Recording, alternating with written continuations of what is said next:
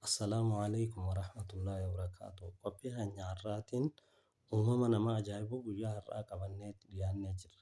Uumama nama ajaa'ibu torbeedhaan sagantaa tokko gallakkisuun keenya ni beekama. Har'a uumama nama ajaa'ibu keessaa Archerfish kan jedhamu ilaalla. Archerfishiin eessatti argama? Maaltu nama ajaa'iba? Isarraa hoo waan akkamtu nama ajaa'ibaa?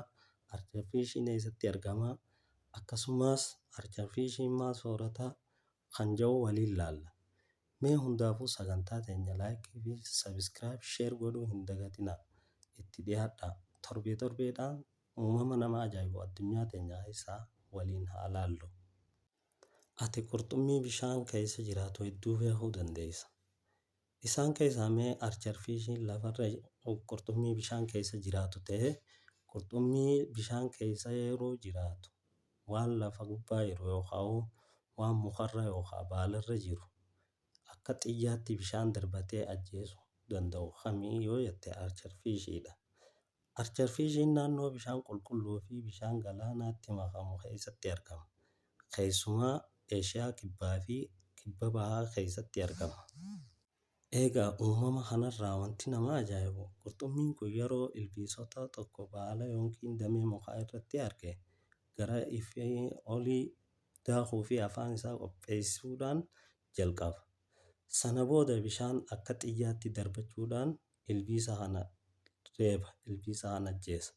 Achi booda ilbiisa kana deemeeti soorataa jechuudha. Garuu wanti guddaan nama ajaa'ibu akkamitti ilbiisa kana bakka sirrii rukutuu danda'adha. Kun waan nama ajaa'ibu keessaa isa guddaadha. Archerfish yeroo ilbiisa bishaanii olitti ilaalu ifni bishaanii fi qilleensa gidduu jiru yeroo darbu ilbiisni kun bakka jijjiiruu mala.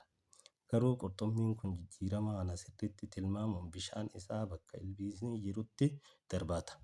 Kana jechuun qurxummiin bishaan keessa jiraatu wanta qilleensa keessa jiru rukutuuf herrega fageenya akkamiin fakkaatu fayyadamuu danda'a jechuudha.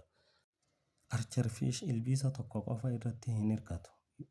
Yeroo tokko ilbiisa xixiqqoo garaagaraa baalaa fi damee mukaa irraa buusuudhaan nyaata. Kanaaf maqaan Archerfish jedhu akka nama xiyyaa darbuutti bishaan isaa gara galmaatti qajeelchuu irraa dhufe. Uumamni tokko waan nuti hin yaadne tooftaa ajaa'ibaa ittiin jiraatu qaba. Archerfishiinis uumama isaa keessatti karaa addaan nyaata argachuuf itti fayyadamuu qaba jechuudha.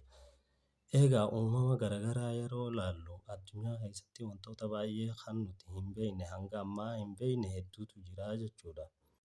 Egaa kabajamtootaa fi jaalatamtoota keenya chaanaala keenya kan ittiin dhiyaatin warra maatii chaanaala kanaa hottataa galatoomaa laayikii fi sheer sabiskiraayib godhuun nu hordofaa. Uumama addunyaa torban keessaa guyyaa tokko qabannee deebinaa galatoomaa.